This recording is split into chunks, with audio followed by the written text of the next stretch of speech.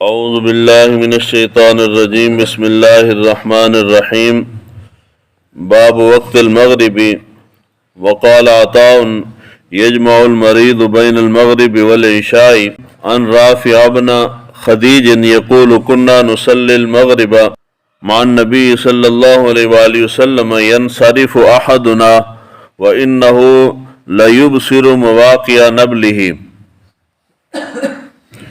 یہ باب ہے مغرب کی نماز کے وقت کے متعلق کہ مغرب کی نماز کب پڑھنی چاہیے۔ سب سے پہلے اوپر حضرت عطا ان کا قول جو ہے امام بخاری نے وہ درج کیا ہے۔ آپ فرماتے ہیں کہ مریض جو ہے وہ مغرب اور عشاء کی نمازوں کو اگر جمع کرنا چاہے تو جمع کر سکتا ہے۔ اس کے متعلق پہلے احادیث مبارکہ تفصیل کے ساتھ گزر چکی ہیں۔ دو نمازوں کو جمع کرنا ایسا نہیں ہے کہ آپ ایک وقت کے اندر کسی ایک نماز کی وقت کے اندر آپ دو نمازیں پڑھ لیں، ایسا جائز نہیں ہے۔ حضرت عبداللہ بن مسعود رضی اللہ تعالیٰ عنہ ان کا قول ہے مصنف عبد الرزاق کے اندر، آپ نے فرمایا کہ حضور صلی اللہ علیہ وآلہ وسلم کو میں نے کبھی نہیں دیکھا کہ آپ نے دو نمازوں کو اکٹھا کیا ہو سوائے حج کے موقع کے اوپر جو دو نمازیں اکٹھی کی جاتی ہیں، اس کے علاوہ حضور نے کبھی دو نمازوں کو اکٹھا نہیں کیا۔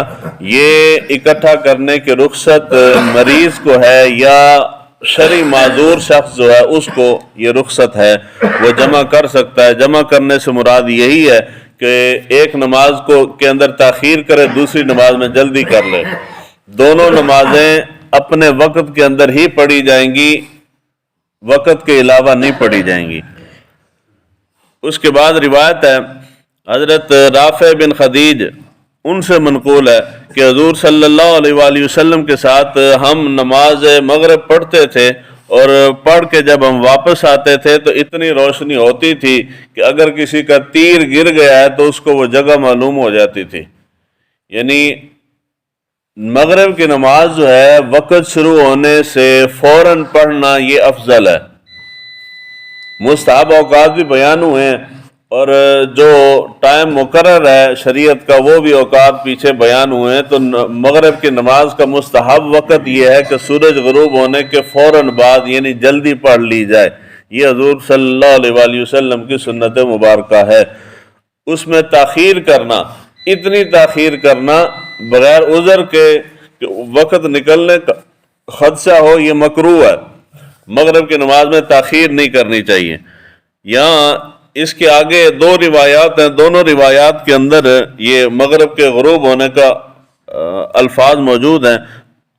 دوسری روایت ہے کنا نصلی مع النبی صلی اللہ علیہ وآلہ وسلم المغرب اذا توارت بالحجاب، ہم مغرب کی نماز حضور صلی اللہ علیہ وآلہ وسلم کے ساتھ پڑھتے تھے اس وقت جس وقت سورج حجاب میں چھپ جاتا تھا، یعنی سورج غروب ہو جاتا تھا۔ تو جیسے ہی سورج غروب ہوتا ہے مغرب کا وقت شروع ہو جاتا ہے۔ اب سوال آیا کہ جی کب تک رہتا ہے؟ تو سورج غروب ہونے کے بعد یہ جو اوقات کے مسائل بیان ہو رہے ہیں یہ آپ یہاں سے اٹھیں گے تو ذہن سے نکل جائیں گے۔ اس کو یاد رکھنے کا ایک ہی طریقہ ہے کہ آپ اس کو ایک دو بار پریکٹیکل کر کے دیکھیں اور ذہن نشین ہو جائیں گے۔ جب آپ یہاں سے نکلیں مغرب کی نماز کے بعد سورج جب غروب ہو جاتا ہے، غروب ہونے کے بعد آسمان کے اوپر سرخی ظاہر ہوتی ہے، آسمان سرخ کلر کا ہو جاتا ہے، سرخ روشنی سی آتی ہے۔ اس سرخ روشنی کے ختم ہونے کے بعد آسمان پہ سفیدی پھیل جاتی ہے۔ سورج جب غروب ہو رہا ہے اس کے بعد کی ہے، پہلے کون سا رنگ آئے گا؟ سرخ رنگ آئے گا، سرخی پھیلے گی۔ اس کے بعد آہستہ آہستہ سفیدی آ جائے گی۔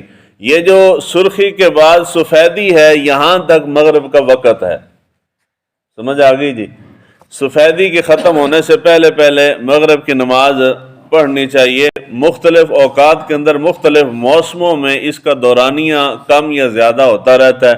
عموماً 1 گھنٹہ تقریباً ہوتا ہے، کمی بیشی ہوتی رہتی ہے۔ تقریباً سورج غروب ہونے کے 1 گھنٹے کے اندر اندر احتیاطاً نماز مغرب کی پڑھ لینی چاہیے۔